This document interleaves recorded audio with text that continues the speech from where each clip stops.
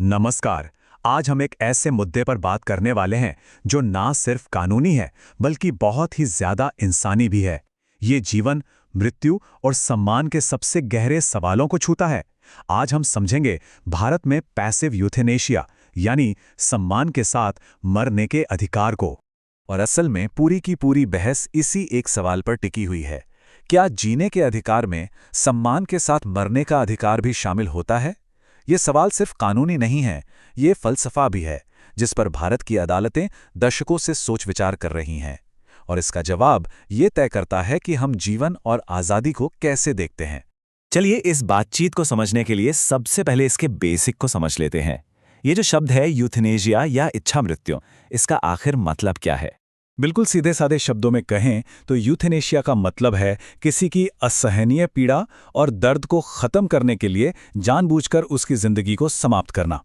ऐसा आमतौर पर तब किया जाता है जब कोई व्यक्ति ऐसी बीमारी से जूझ रहा हो जिसका कोई इलाज ही ना बचा हो। तो देखिए, यूथेनेशिया भी दो तरह की होती है, एक्टिव और पैसिव। यह समझना बहुत ज़रूरी है। एक्टिव यूथेनेशिया का मतलब है कोई ऐसा एक्शन लेना जिससे सीधे सीधे किसी की जान चली जाए, जैसे कोई जानलेवा इंजेक्शन देना।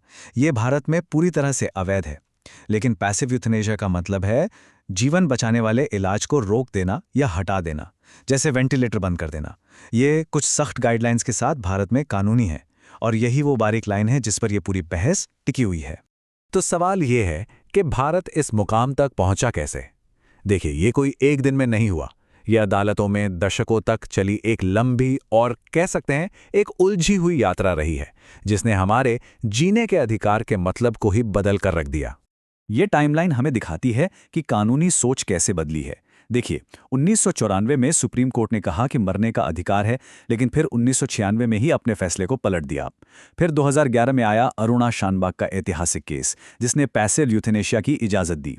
और 2018 में तो गरिमा के साथ मृत्यु को एक मौलिक अधिकार ही बना दिया गया। हाल ही में हरीश राणा केस ने इस अधिकार को और भी मजबूत किया है।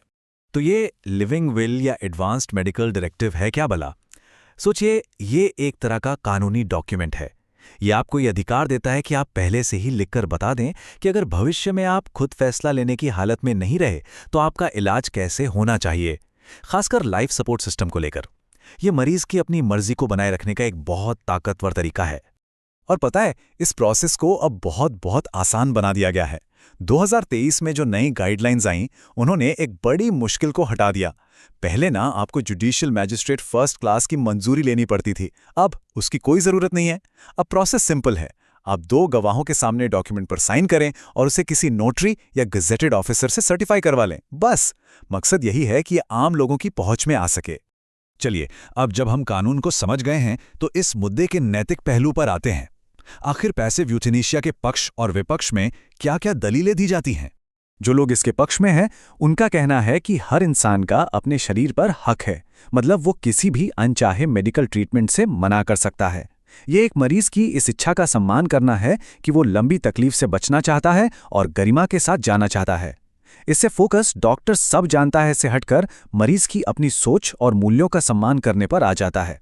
और जैसा कि सुप्रीम कोर्ट ने भी कहा, यह हमारे आर्टिकल 21 के तहत मिले जीवन के अधिकार का ही एक हिस्सा है। और हाँ, ये परिवारों को बेमतलब के इलाज पर होने वाले भारी भरकम खर्च से भी बचाता है।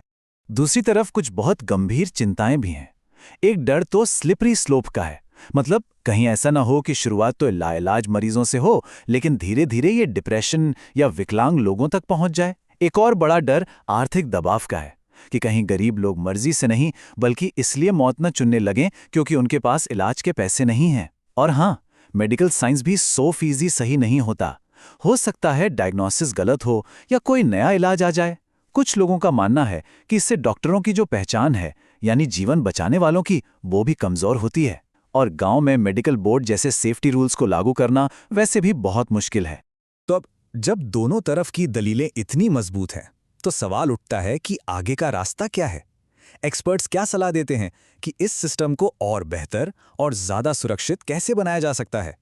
सबसे पहली और सबसे बड़ी सिफारिश यह है कि इस पूरे मामले को सिर्फ अदालती गाइडलाइंस के भरोसे नहीं छोड़ा जा सकता। हमारी संसद को इस पर एक मजबूत कानून बनाना चाहिए जो एंड ऑफ लाइफ केयर के बारे में हो। इससे ना डॉक्टरों को भी कानूनी सुरक्षा मिलेगी और परिवारों को भी पूरी क्लैरिटी रहेगी। इस स्लाइड पर कुछ बहुत ही ठोस सुझाव दिए गए हैं। पहला, जैसा हमने कहा, एक समर्पित कानून बनाया जाए।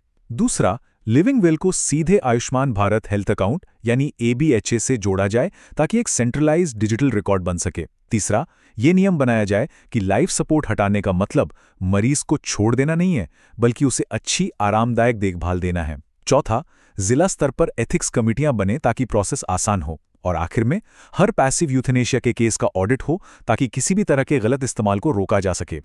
तो जैसे जैसे हमारा समाज और मेडिकल साइंस आगे बढ़ रहे हैं, हमें ये सवाल खुद से बार बार पूछना होगा, हम ये कैसे पक्का करें कि हर किसी को सम्मान के साथ इस दुनिया से जाने का हक मिले।